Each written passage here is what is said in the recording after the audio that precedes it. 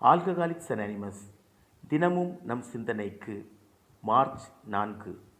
தோட்டத்தில் களை எடுத்தல். வளர்ச்சியின் சாராம்சம் என்னவென்றால், நன்மைக்காக நம்மை நாமே மாற்றிக்கொள்ள எந்நேரமும் தயாராக இருத்தலும், அதனால் வரும் பொறுப்புகளை எவ்வித எரிச்சலுமின்றி ஏற்றுக்கொள்ளுதலும் ஆகும். 3வது வழிமுறையை நான் அடைந்த நேரத்தில் நான் மதுவின் கட்டிலிருந்து விடுபட்டு விட்டேன். ஆனால் தரமான தெளிவுத்தன்மையில் தொடர்ந்து நிலைத்திருக்க நான் தொடர்ந்து முயற்சி செய்ய வேண்டும் என்று சில கசப்பான அனுபவங்கள் எனக்கு உணர்த்தின. அவ்வப்போது நான் எனது வளர்ச்சியை ஆய்ந்து பார்த்தபோது என் மனத்தோட்டம் ஒவ்வொரு நேரமும் களைகளால் நிரம்பியிருக்க காண்கின்றேன்.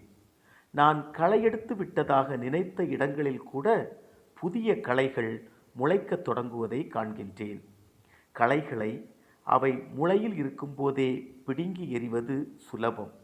புதிய களைகளை முளையிலேயே பிடுங்கி எறியும் நேரத்தில் ஒரு கணம் நின்று என் மனத்தோட்டத்தில் முளைத்துள்ள பசுமையான காய்கறிகளையும் வண்ண மலர்களையும் பார்த்து பூரித்து போகின்றேன். என் உழைப்பு பலனளிக்க ஆரம்பித்து விட்டது.